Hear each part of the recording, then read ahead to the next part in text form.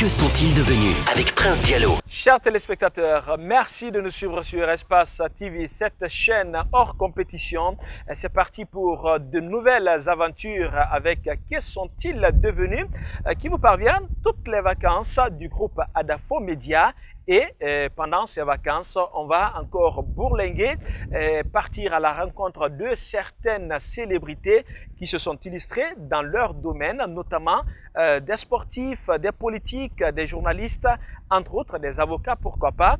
Et aujourd'hui, on va s'intéresser à un grand monsieur. Mais bien avant, retenez bien que tous ces numéros qui seront produits pendant ces vacances sont dédiés à nos illustres disparus qui sont passés sur ce plateau de Que sont-ils devenus, notamment Feu Jeanne Makolé des Balaises africains de Guinée et Feu Doura Chérif, avocat bien entendu, qui a piloté le procès des gangs en 1995 avec les Mathias et si avec brio. En tout cas, vous aurez plein les yeux. Et aujourd'hui, on va s'intéresser à un grand monsieur, c'est monsieur Nabi Zakaria Touré, ancien présentateur de l'émission Au Théâtre sur la RTG. Amis téléspectateurs, comme je vous le disais il y a un instant, c'est reparti pour d'autres aventures au compte de ces vacances de 2021, chers téléspectateurs, sur le groupe Adafo Média, précisément sur Espace TV. Et notre premier invité, c'est monsieur Nabi Zakaria Touré. Monsieur Nabi Zakaria Touré, son nom peut-être vous paraîtrait un peu neuf pour certains qui ne l'ont pas connu à l'époque sur la télévision nationale, bien entendu, les dimanches, dans l'émission Au Théâtre. Mais d'autres vont se dire « Ah, il vit encore !» Oui, il est exactement là avec nous sur ce plateau de Que sont-ils devenus, chers téléspectateurs sur Espace TV. Alors, nous l'accueillons à bras ouverts. Bonsoir. Bonsoir, Monsieur Nabi Zakaria Monsieur Touré. Diallo et toute son équipe. Je vous salue avec respect et déférence. Je salue justement la station, comment on appelle Espace TV. Espace TV, franchement. Espace TV qui est un motif de fierté aujourd'hui, qui est un média très bien suivi. Et donc, vraiment, vous avez tous mes encouragements. Ce qui me marque beaucoup plus, la voix est toujours là. Oui. Le timbre vocal est toujours là. Tout à fait. Alors, est-ce que par A plus B, on peut aller de la pratique rapidement? C'est votre caméra qui est là. Vous présentez une pièce théâtrale qui passe ce soir sur Espace TV rapidement. Comme vous le faisiez à l'époque. Parce qu'il est très difficile de retrouver quand même les archives. Hein. Oui. Voilà. Mesdames et messieurs, vous êtes en compagnie de votre émission des dimanches, une émission de diversion, une émission de distraction, une émission aussi de formation.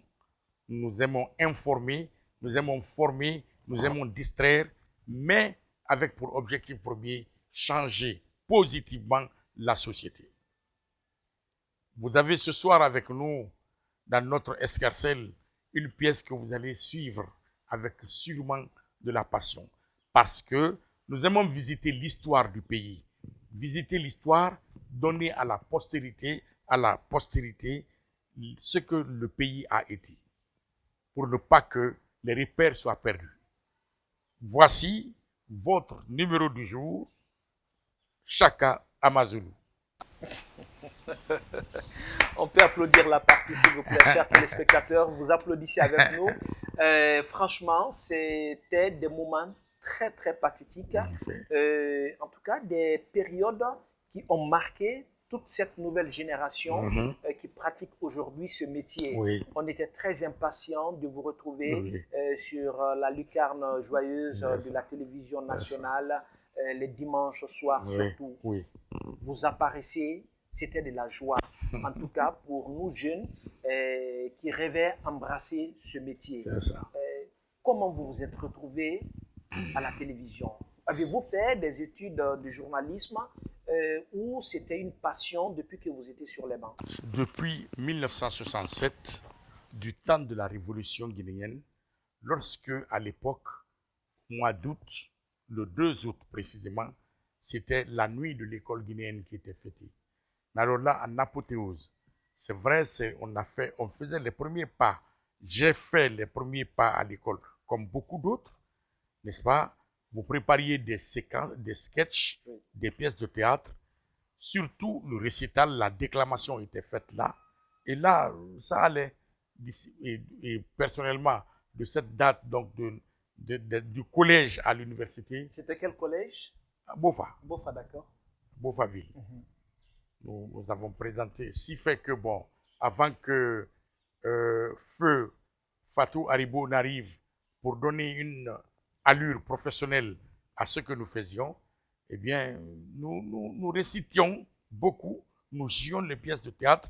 Et moi, jusqu'à 1972, année à laquelle je suis venu à l'université, c'était les pièces de théâtre que nous jouions. Et voilà, c'était ça les premiers pas. D'accord. Et vous vous êtes retrouvé après vos études à l'université, à la RTG? Oui, bon. Par le canal, par le biais de qui exactement? Ça, c'est une très bonne question. Il me plaît de saluer justement Massiri Camara. Mass Production. Massiri Camara de Mass Production, qui présentait l'émission avant moi, Oui. qui d'ailleurs m'a fait venir dans l'émission parce qu'elle a beaucoup joué le théâtre elle aussi. C'est elle qui m'a donné le micro de l'émission. Et voilà, disons, les doyens Odilon Théa a forgé nos pas en matière d'audition. Je l'entends me dire, mais je n'ai rien. Nous sommes en quelle année là? Bon, là, vous me sémez un peu. Et ce que je sais, c'est que j'ai avalé jusqu'à une bonne quinzaine d'années pour arrêter carrément et faire d'eau. Mais sinon, écoutez, je ne peux plus me situer dans le temps. Il est un peu vieux. Il y en a qui dénichent encore ma personne dans les rues. On en parle. Et voilà. Mais sinon, si j'ai quand même très bonne souvenance, nous sommes en fin 78, 80. J'ai commencé l'animation. D'accord. Toujours sous la Première République, bien entendu. Oui. Pour la première fois que Massiré, parce que c'est elle qui vous a coaché. C'est elle. C'est elle qui était votre mentor ici. Tout à fait. Pour la première fois qu'elle vous annonçait, écoute, Zakaria, ce soir, c'est toi qui vas présenter au théâtre. Qu'est-ce qui vous est venu pour la première fois dans la tête? Quel était votre état d'âme exactement? Bon, j'étais très enjoué, c'est vrai. D'abord, j'adorais le théâtre. Comme je vous l'ai dit, depuis très tôt, depuis l'enfance, j'ai commencé à pratiquer le théâtre. Ce qui fait que je ne me suis pas du tout, je n'étais pas dépaysé. Je me suis retrouvé rapidement dans mon monde. C'était votre monde, oui. Voilà. Et Massiré, en tant qu'amie, en tant que petite sœur, le courant a passé rapidement. Il n'y a pas eu d'anicose. Sans compter qu'elle-même, elle était à bout de souffle dans l'émission. Elle voulait aller. Bon, il y a le journal télévisé qui l'appelait. Vous étiez son assistant. À chaque fois elle présentait, vous suivez ici. Bon, non, regardez. Ça se passait. Non, regardez, j'ai pris l'émission. D'accord. Voilà, j'ai pris l'émission. Avec, évidemment, cette tendance à bien écouter les critiques, les suggestions. Parce qu'à l'époque, je ne sais pas si Espace fait ça. À l'époque, à la RTG, il y avait un monsieur qui était très rigoureux sur les numéros, Justin Morel Junior. Oui. Il fut ministre de la communication. C'est un communicateur averti. Oui. Et puis, il y avait surtout chaque lundi, les conférences de production qui passaient au peigne-fin, toutes les émissions de la semaine. Il y avait un comité d'écoute ici. Exactement, exactement. Et ça a été très, très bénéfique pour les émissions. C'est-à-dire que de dimanche à dimanche, il y a les émissions qui suivent. Et lundi, chaque lundi, vous faites la conférence de production. Et ça, c'est très important. Une conférence de production où on passait au peigne fin les différentes émissions de la semaine. On décortiquait les avantages, les inconvénients.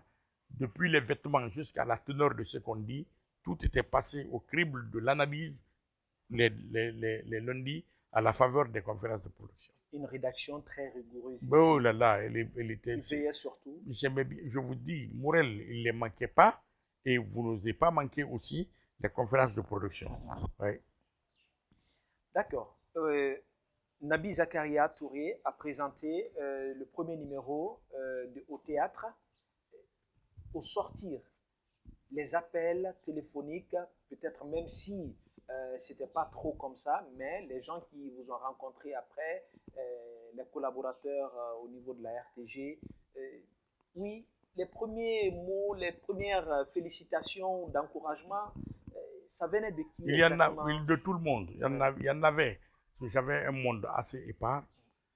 Et moi surtout, j'ai évolué avec des amis très critiques. Les critiques étaient assez... D'abord, moi-même, j'aimais me moquer des gens. À plus forte raison, quand je suis dans la chaleur, on critiquait de gauche à droite. Et ça, vraiment, mes frères, ça permettait d'améliorer les prestations. Ceci est de la plus haute importance. Bon, à l'époque, il n'y a pas trop de moyens de communication comme les, comment on appelle, comme les téléphones, les mobiles que Android nous avons aujourd'hui, les Android, oui. voilà. Mais, je vous assure que je passais en direct. Donc, de la station de Boulbini à chez moi, j'habitais la Bellevue à l'époque. Ben, si vous ratez vous n'osez même pas. Parce que c'était minutieusement préparé et du reste. Ah oui, je recevais franchement des compliments. Franchement. Et ça venait de n'importe qui. Puis moi, je ciblais, j'adorais le milieu intellectuel. Bon, d'abord, la préparation de mon journal, de ce que j'appelais le journal de la culture. Oui. À partir du jeudi, je suis sur pied pour la Direction nationale de la culture, à l'époque de M. Cochrane. Nous l'appelions Cochrane à Poli, un célèbre professeur d'ailleurs. Il fut membre du gouvernement de professeur Alpha. Et donc, les jeudis, je suis là à la Direction nationale de la culture, basée à l'époque au Musée national de Sandavalia. Je prépare le journal pour les nouvelles. Je rencontrais les ballets africains actuellement, à ce moment, très à cheval. Bon, bref, à partir du jeudi, je préparais mon émission. Vendredi était consacré à ça. S'il y avait à monter, lorsque j'ai enregistré une émission, je ciblais toujours les troupes, je programmais les troupes les jeudis. Ok? Vendredi, généralement vendredi, samedi, c'était les 2 jours consacrés au montage. À l'époque, le montage était très difficile. Les équipements n'étaient pas adéquats, n'étaient pas en nombre. Mais je m'arrangeais à ce que le dimanche, à 22h au plus tard, je suis prêt. Il m'est arrivé de partager cette émission avec des problèmes de famille. Je quitte Kindiach dans ma belle famille le dimanche à 20h pour tomber à la RTG à 22h et présenter mon émission. Wow. Parfait. C'est vrai. Ça, c'est très bien. Non, j'étais assez passionné de ce numéro. C'est pas pour rien. C'est pas pour rien. J'ai eu à faire un monde d'admirateurs. Ouais. Nabi Zakaria Touré était fonctionnaire d'État au compte du ministère de la Communication. Non, fonctionnaire d'État. D'accord. J'étais fonctionnaire d'État. À ce niveau, j'ai fait un long balai administratif. Jusqu'à maintenant, évidemment, maintenant, je ne suis pas loin de la communication. Je suis On va parler de ça. On va parler de ça dans la deuxième partie de cette émission. D'accord. C'est exactement l'intitulé de cette émission. Qui sont-ils devenus et qu'est-ce que Nabi Zakaria Touré est devenu après, en tout cas, une très longue année d'absence du côté de la RTG parce qu'on ne le voit plus. Et aujourd'hui, disons, cette émission a disparu complètement. Oui, tout à fait. Ça vous fait quoi? Ben, mal. Ça me fait très mal. De la manière, Massiré Camara, Madame Massiré Camara vous a préparé comme relève, est-ce que vous avez pensé à faire comme elle? Facilement. Et puis j'embêtais mon monde. Exemple, et là, Yaya Silla, qui a préféré venir au journal télévisé pour des raisons que je ne vais pas évoquer ici. Il y a actuellement l'actuelle correspondante de la RTG à Washington, Fatmata Samoura. C'est les 2 qui m'ont été remis pratiquement pour qu'ils prennent la relève. Mais Yaya, je me suis battu, je n'ai pas pu.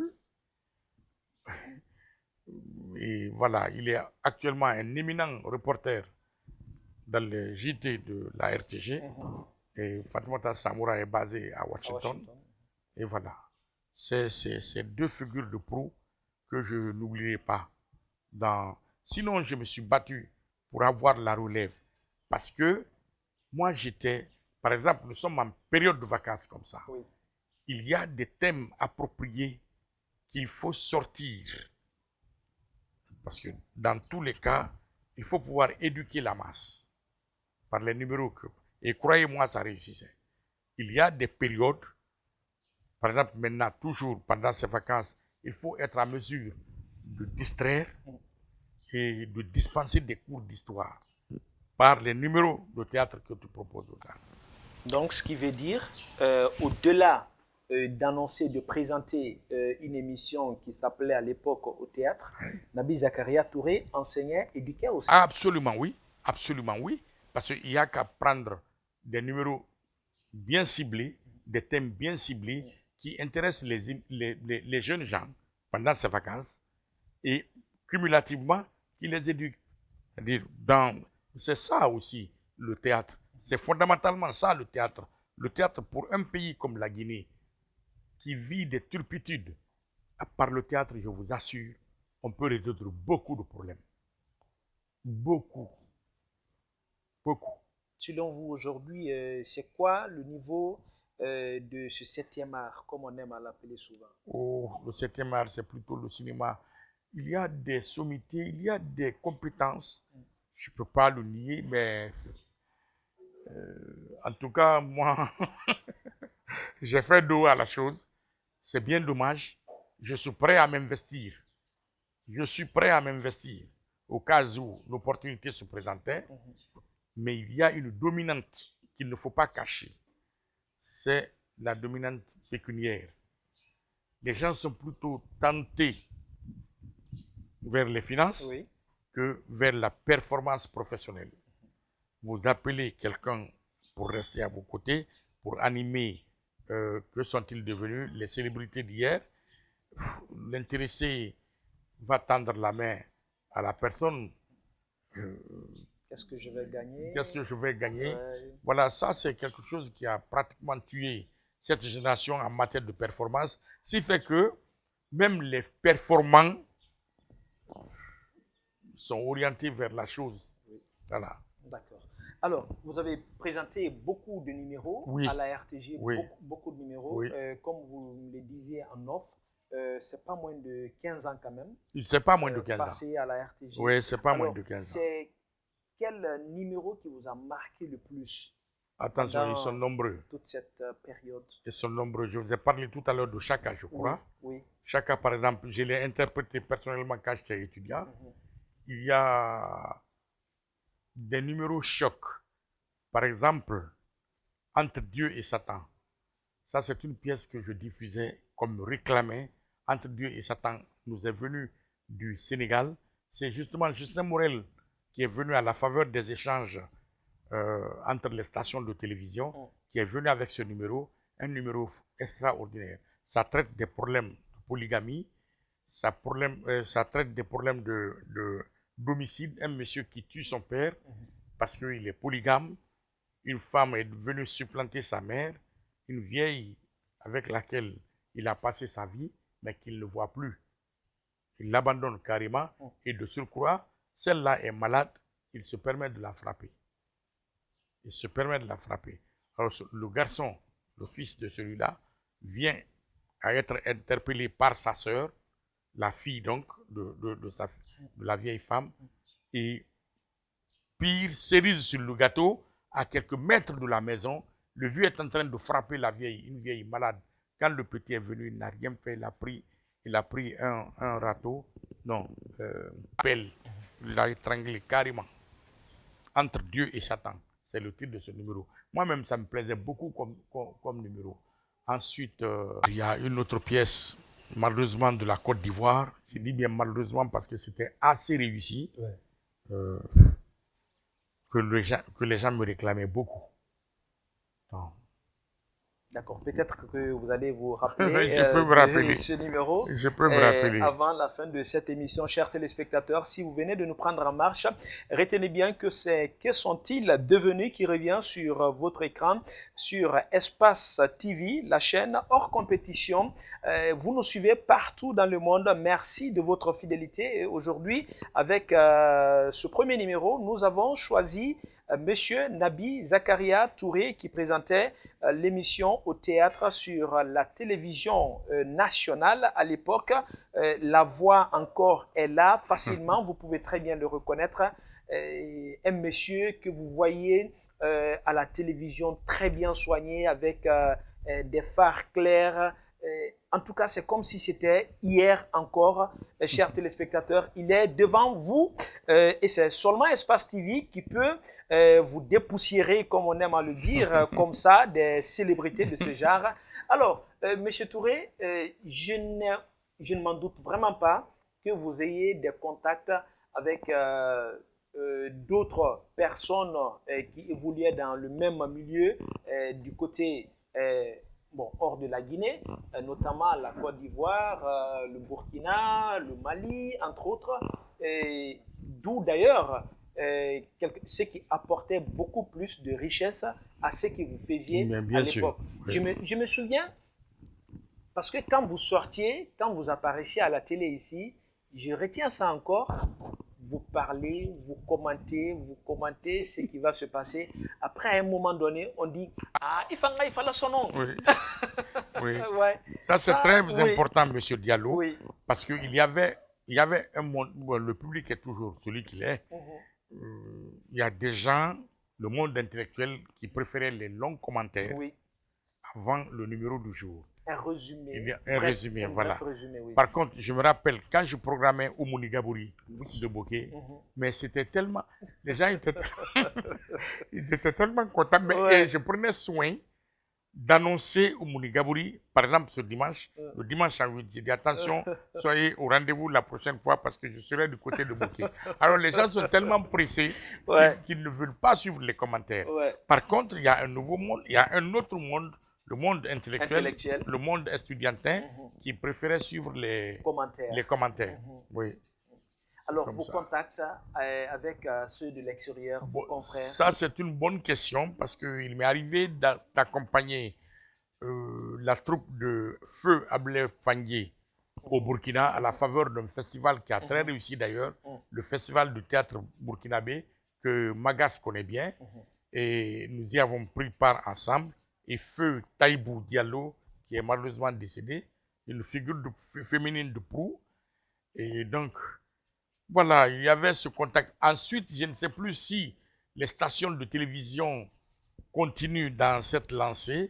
D'abord, même la RTG, parce qu'il y avait chaque fois une rencontre annuelle des télévisions africaines qui échangeaient les numéros.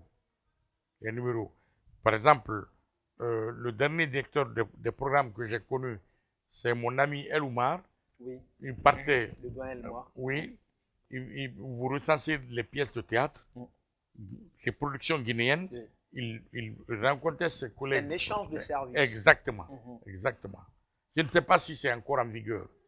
Si ça permettait de se connaître. Bon, j'avoue que je n'ai plus d'emprise sur ce monde-là pour avoir des renseignements précis. Je sais qu'il y a des voyages intermittents qui permettent aux gens d'échanger, de rencontrer d'autres personnes, d'autres artistes, et ça allait.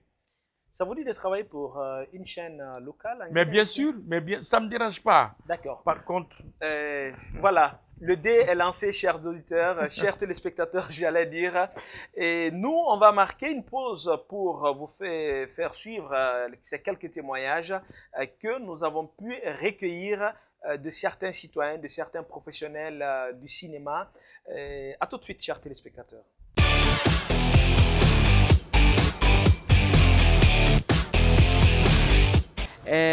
S'il faut le dire, une icône de la culture guinéenne. Je l'ai connue il y a très longtemps. D'abord, ça remonte de ma tendre enfance. Je l'ai vu pour la première fois sur scène où il interprétait le rôle de Chaka, dans Chaka Amazulu, le roi des Zoulous, et il a retenu mon attention. J'étais très petite en ce moment. Et quand j'ai grandi, j'étais même s'il faut le dire comme ça, j'étais partie pour lui, toute petite. Et quand j'ai grandi et que je me suis retrouvée au théâtre, et qu'on m'a présenté ce monsieur pour la première fois, je me suis dit, ah, c'est lui. J'ai dit non, il est vieux. Alors j'ai perdu mon attention. Mais je dirais, ce que je retiens de ce grand monsieur, c'est un bon monsieur qui a donné le goût à la population guinéenne de consommer le théâtre, puisqu'il présentait l'émission au théâtre avec la RTG. Je ne sais pas s'il est l'initiateur, mais il a campé bien ce décor et de sorte qu'il a donné le goût à la population guinéenne. À l'heure de l'émission au théâtre, tout le monde accourait pour venir suivre l'émission au théâtre où il passait les pièces guinéennes. Aussi, il passait des pièces étrangères. Donc, ce monsieur est un bon monsieur et aujourd'hui qui vit dans l'ombre. Les gens ne se rappellent pas de lui. C'est regrettable. Je me rappelle un jour, on était dans le restaurant et on mangeait du poulet. Mais avant d'arriver au restaurant, on avait dépassé des plumes du corbeau, les plumes de poulet, les plumes d'oiseaux, s'il faut le dire comme ça. Et quand nous sommes arrivés au restaurant, on nous a servi. Il a commencé ses anecdotes en disant « Eh, non, la chair de cheval là est tendre et c'est doux. » On avait un ancien parmi nous, feu à son âme, qui est Kotovalde, Ablé Baldé, qui disait, il a essayé de rendre ce qu'il a déjà mangé, parce qu'on l'a dit que c'était la chair de cheval. Depuis qu'il est parti, je n'ai jamais plus vu d'émission au théâtre. Les gens, de passage même, nous taquinaient ou bien nous invitaient à dire « Mais pourquoi vous ne reprenez pas l'émission ?» On ne peut pas nous reprendre l'émission parce qu'on n'est pas de journalistes. Nous, on est des interprètes. Depuis qu'il a quitté le monde, le monde des arts, voilà. Il n'est plus là. Malheureusement, il n'y a plus de captation de spectacles de théâtre au niveau des salles. C'est-à-dire que lui, c'était quelqu'un de très actif, qui se battait pour avoir des pièces de théâtre, non seulement guinéennes, mais aussi étrangères, pour les diffuser et qui aidait à la promotion du théâtre sur scène. Parce que tu sais, aujourd'hui, les gens prennent beaucoup de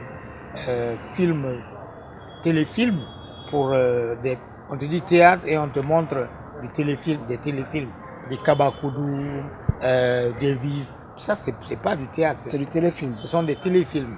Donc, les gens font souvent l'amalgame parce que tout simplement, actuellement, il n'y a pas d'espace où on diffuse spécialement ce type ce genre artistique-là. Je trouve ça dommage. Et où qu'il soit, je lui fais un coucou, lui dis qu'on l'aime bien.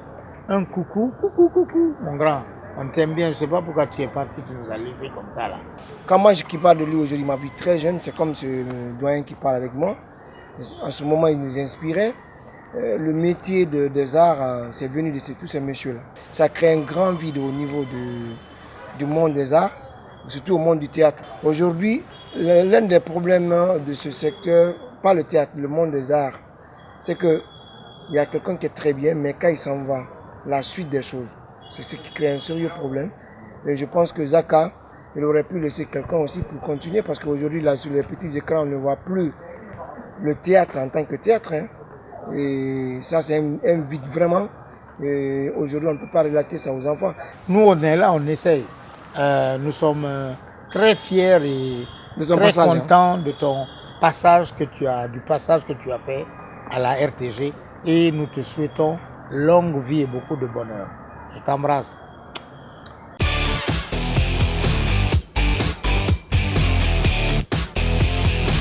Chers téléspectateurs, si vous venez de nous rejoindre sur Espace TV, c'est les vacances et vous le savez très bien.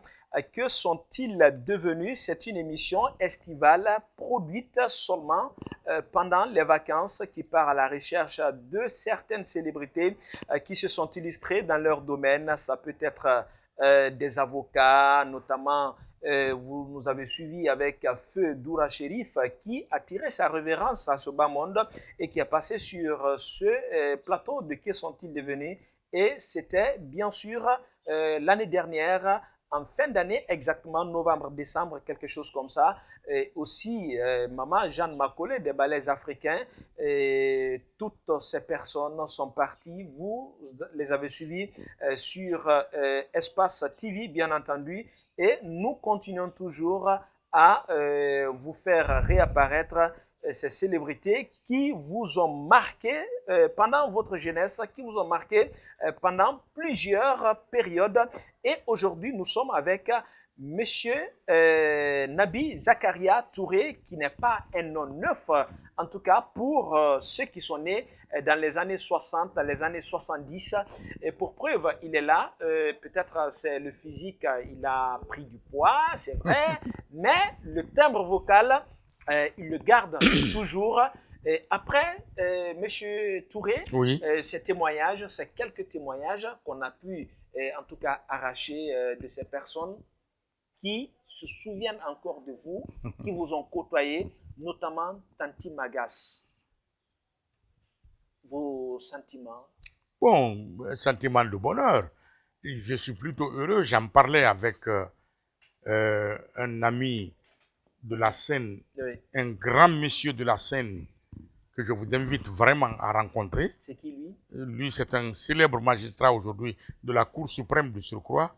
Mohamed Ali Cham, il est connu sous le nom de Eric. Je vous le conseille vivement, c'est vrai. En dehors de l'amitié, une amitié d'ailleurs qui s'est renforcée par le biais du théâtre. Parce qu'à l'époque, vous savez, Monsieur Diallo, ce que je ne comprends pas aujourd'hui, c'est que les écoles ne vivent plus le théâtre. Nous, à l'université, nous faisions les semaines culturelles qui étaient consacrées. Mais croyez-moi, c'est toujours de la peine que ces choses viennent à disparaître du cursus de nos étudiants. La culture, de manière générale, qu'est-ce qu'elle devient? On aurait pu dire ça, les célébrités. Parce qu'on ne pouvait pas ne pas avoir demandé un peu, monsieur le directeur national de la culture, Monsieur Jeannot Williams. Jeannot, ce que les sofas, d'où viennent les sofas, dans quel engouement juvénile à l'époque. Et ça, permettez-moi de rendre hommage à la première République de Guinée que le président lui-même a eu à féliciter pour dire j'étais opposant, mais au plan de la culture, j'admirais mon pays. Et ça, mon cher, on ne ménageait rien. Je me rappelle à l'approche des festivals, mais qui que vous soyez dans une fédération à l'époque, mais vous êtes mobilisés pour les pièces de théâtre. Là, les numéros où on utilisait les cadres, mais alors des professeurs, des ingénieurs, des magistrats, mais vous venez jouer au théâtre. Si, là, il n'y avait pas de souci. Vous êtes même pressé d'être mobilisé. Oui, mais qu'est-ce qui se passe? Je n'ai pas à poser cette question. Les choses sont ce qu'elles sont. Chacun le constate. On a privatisé la culture. Ce qui en soi se défend par la conjoncture. Et voilà. Êtes-vous fier aujourd'hui de Tanti Magas? Mais bien sûr que oui. Non, Magas et toute sa promotion, je suis plutôt très fier d'eux. Eux qui continuent le flambeau. Parce que, mon cher, croyez-moi, c'est par la culture que le calumet de la paix peut être fumé dans un pays. C'est le développement culturel qui explique, justifie le développement économique. C'est toujours, tant que ce n'est pas sous-tendu. Si nous piétinons aujourd'hui, ce n'est pas autre chose, hein, Monsieur Diallo. Je vous engage, je persiste, je signe que si nous avions une vie culturelle percutante, comme on en a connu ici, je vous assure que nous serions à l'abri de beaucoup de troubles. Imaginez actuellement que nous soyons en conflit avec nous-mêmes.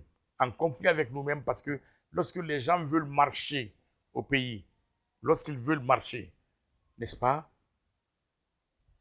Je ne sais pas si vous savez, à défaut, je vous rappelle que c'est par un chant que Feu Sori Kanga Kouyaté Oui. à réconcilier le Mali et le Burkina, Oui. l'actuel Burkina. Le gars a fini de chanter, les gens se sont embrassés sous la bannière de feu président Ahmed Sékou Touré. Oui. Mais il n'y a pas plus fort, il n'y a pas plus tenace que la culture. Il n'y en a pas. C'est l'arme la plus efficace par laquelle un pays peut se développer. Nous clamons la paix, mais c'est la culture qui peut ramener la paix. Je revois encore les festivals de la Guinée, où les 33 préfectures à l'époque, fédérations, pardon, venaient avec les pièces de théâtre, avec les chants. On me dira oui, à l'époque, c'était cadré, c'était thématique, je suis d'accord, mais ça avait des répercussions extraordinaires. Extraordinaires parce que telle fédération venait habiter dans tel comité de base de Conakry avec les différents numéros et chacun, folklore, ballet, ensemble instrumental, pièces de théâtre, tout ceci défilait, chacun venait se présenter avec ses numéros. Et croyez-moi, je m'en vais vous poser une question et je pense bien que je ne vais pas me tromper. Et selon vous, qu'est-ce qui est à la base de cet échec? Bon, on a fait, à la base de cet échec, on n'a pas bien mûri la transition. On n'a pas bien mûri la transition. Et ça, c'est du domaine politique, évidemment.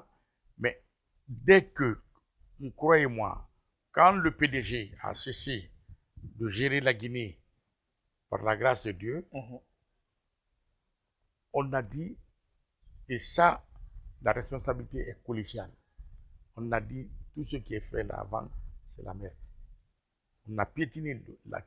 Mais sinon, s'il vous plaît, les compétitions, la deuxième rubrique s'est plus ou moins battue. Je me rappelle du temps du ministre Zainoul. Il y a bon, festival de Kora, il a initié. Aujourd'hui, c'est ce que je veux. C'est-à-dire, il y a à la culture, les gens se battent. Mais il ne faut pas que l'on fasse dos à ce qu'on a connu et à ce qui fait notre identité. Mon frère, ça c'est très important.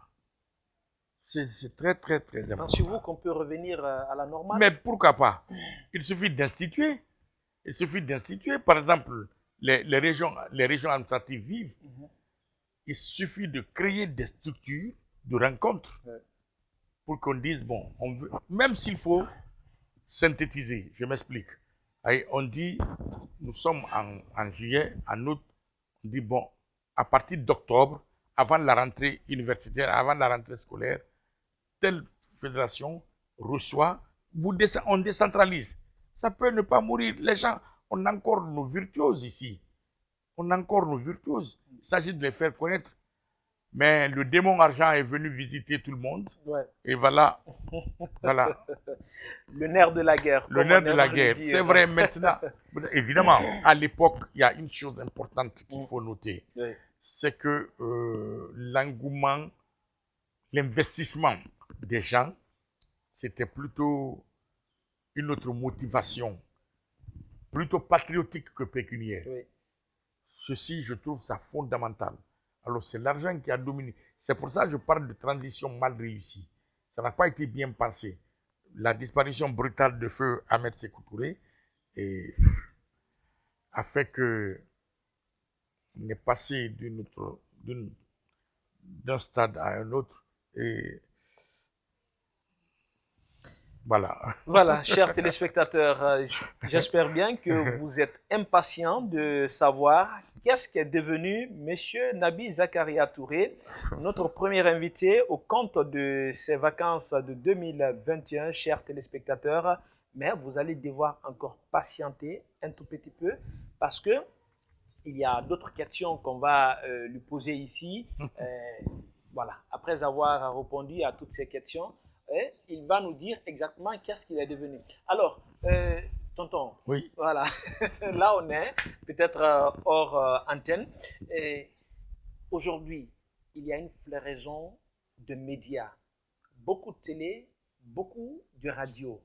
la nouvelle génération a repris la main. Peut-être que vous suivez, que vous écoutez à distance et tout, même si vous n'avez pas de contact direct avec quelques-uns, mais vous connaissez, bon, 1 à 2, 3, 4 comme ça. Pensez-vous aujourd'hui que dans ce métier, il y a du sérieux? Bon, ça c'est... Parce que Oui. si à l'entame de cette émission, vous me faites savoir que à l'époque avec le ministre Justin Morel Junior, tout ce que vous faisiez était d'abord contrôlé avant de passer à l'antenne. Rigoureusement contrôlé. Et tout. C'est de ce sérieux-là, je parle. Bon, regardez, ça dépend de la structure des médiums.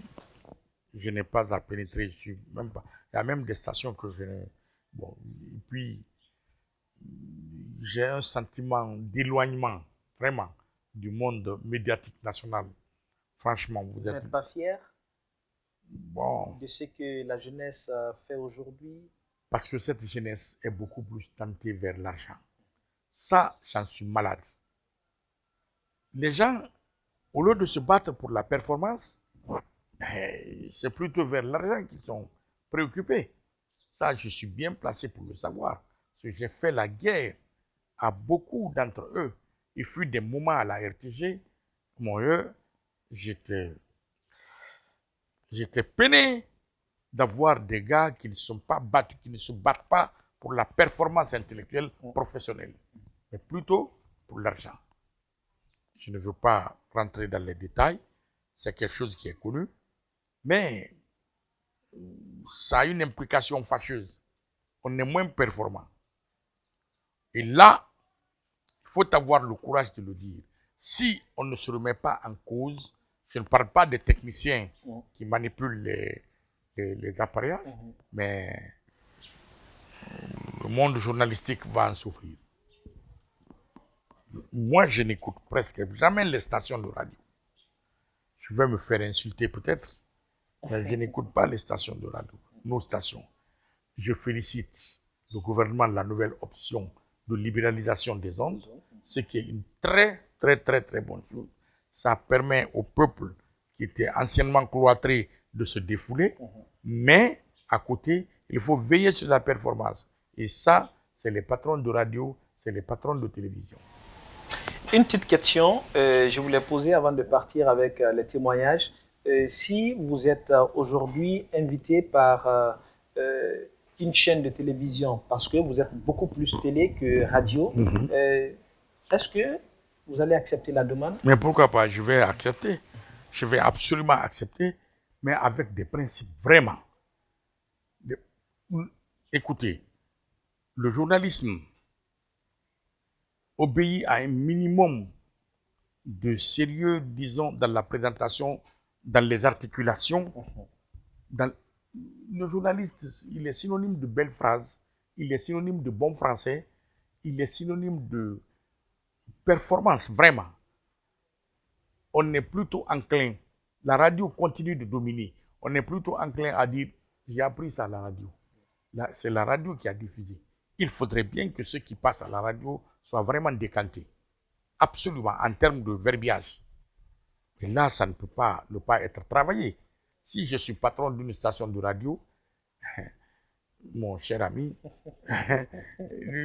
quelqu'un qui ne peut pas prononcer convenablement les chointantes, par exemple, mais je ne te prends pas. Qui que tu sois. Parce que je sais, ils ont des contraintes comme ça, de famille, de copinage, et ainsi de suite. Mais d'affinité, si vous ne pouvez pas dire échange, vous dites échange, vous ne pouvez pas dire correctement chose, vous trébuchez. Si vous trébuchez, là... Odilon Théa est passé par là. Oh là là, ça c'est un monsieur. Ça c'est un monsieur, moi il m'a eu personnellement à la station de formation de Boulbini là-bas. Mais il faudrait prononcer comme il faut. Sinon vous abâtardissez le message. Tout naturellement. Il faudrait que le message passe. Voilà. L'émission, c'est que sont-ils devenus? Alors, qu'est-ce qui est devenu M. Nabi Zakaria Touré? Regardez, je n'ai pas encore quitté, d'ailleurs je ne crois plus quitter le monde de la communication. je suis au service de communication à la RTE, au ministère des Affaires étrangères et des Guinéens de l'étranger. C'est là-bas mon poste actuel. D'accord. Oui. Donc, toujours fonctionnaire en service. Oui, oui, je suis en service. Je suis en service. D'accord. Et bon, parlez-nous de vos activités principales. Au-delà de ça, qu'est-ce que vous faites d'autre? Au-delà de ça, Ouais. je signe des articles, notamment pour la presse écrite. Oui. Évidemment, ça aussi, ça diminue un peu. De Orea ou... Non, pas Auréa. Pas Auréa. Dans le temps, j'ai signé chez Jour de Guinée, quand Jour de Guinée paraissait, chez Capi, l'actuel directeur général de de l'OGP. l'OGP? Voilà. Je signais chez ma chérie, comment elle s'appelle encore? Madina Cham. Cham, ok. J'ai longtemps signé là-bas. Et surtout, lorsque Feu Yayou Camara vivait, nous faisions paraître régulièrement la nouvelle presse. Voilà, c'était le titre, la nouvelle presse. Et j'ai également signé. Non, c'était une de mes passions, ça. Écrire, oui. Écrire. D'accord. Écrire. Aujourd'hui, vous avez une de vos filles qui évolue dans la presse aussi. Oui, oui. Hawa Oui. Touré, Oui, qui est une collaboratrice C'est ça. à nous. c'est ça. Est-ce que elle a fait des études de journalisme ou bien c'est parce que bon papa Non, est hein. passé par là, vous l'avez impressionné à l'époque? Oui, mais bon, moi, chez moi, ici en famille, c'est La liberté. la langue de colon. Ok. J'ai réussi tant bien que mal à les forger, elles sont trois, à les forger dans le monde de la parole, La communication. de la communication. Ce qui fait que, comme vous avez dû le constater, vous n'avez pas souffert pour l'intégrer. Je lui ai dit, est-ce que les gens disent, papa, il n'y a rien de tout ça. Nous, on a commencé, comme vous voyez. C'est le français que tout le monde parle. D'accord. Ouais. Alors, j'ai dédié ces vacances à ces illustres disparus que j'ai eu à recevoir sur le plateau de Qui sont-ils devenus l'année dernière et l'année surpassée. C'est notamment Feu Jeanne Macaulay C'est ça. et Feu Doura Chérif Ouais. qui a dirigé le procès de gang. Le célèbre projet de Ouais, 1995. 95, oui, Ouais. Mathias ici, Ouais. avec brio d'ailleurs, il Ouais. faut le dire. Eh oui. Vous avez quelques souvenirs de ces personnalités? Oui, je les connais tous. D'abord, je les ai pratiqués. Doura, c'était un grand ami, un aîné bien entendu, mais un grand ami vraiment. Jeanne, on a fait plusieurs aventures, dont des cinémas, des films qu'on a tournés. Je me rappelle Amok. Amok est un film de Ben Barka, un Marocain qui est venu tourner ici et qui s'est référé à Pleure au pays, mon beau pays. Un roman d'un Africain du Sud qui a été tourné en film et Ben est venu chercher des artistes ici, nous faisions partie. Il y a aussi Wulukoro surtout, avec Jeanne Macaulay. Avec Jeanne, on est resté longtemps, sans compter les festivals qu'on couvrait ensemble, dont sans doute le plus prestigieux, le festival panafricain de Lagos, en 1977. Ok. Il ne me reste plus qu'à vous dire grand merci, tonton. Tout le plaisir a été pour moi de vous recevoir et vraiment je suis à votre disposition. Vous suivez la caméra. Un conseil à ces jeunes journalistes de la nouvelle génération. Un seul conseil, professionnalisez-vous. Et ça, aujourd'hui, la matière est facile. Facile parce que vous avez plus de chance avec la nouvelle technologie, le numérique qui est à la disposition des gens. Et franchement, avec un peu d'effort, les techniciens, vous n'avez pas de problème. Les techniciens, la presse, les journalistes, les médias, vous avez aujourd'hui un acquis fondamental, c'est la technologie qui ne fait que faire des merveilles à l'humanité. Avec un peu d'effort, on peut se former couché dans sa chambre. Et ça, je vous le conseille fraternellement. Pour le bonheur du peuple, qu'on ne finira jamais de servir. Voilà, chers téléspectateurs, c'est bien compris. Et était aux caméras Abdoulaye Keke Bangoura, Lamine Silla, Abora Kamara aussi. Tous font partie de cette équipe de Que sont-ils devenus, chers téléspectateurs? Et retenez bien, si vous nous suivez du côté de Mamoun, passez ce message à Elhaj Boubacar Biro Diallo. Nous souhaiterions bien l'avoir aussi dans cette émission, dans la mesure du possible, bien entendu, avant la fin des vacances, c'est-à-dire le 6 septembre prochain. Je vous donne rendez-vous la semaine prochaine avec une autre célébrité, toujours sur cette antenne d'Espace TV. Salut chez vous.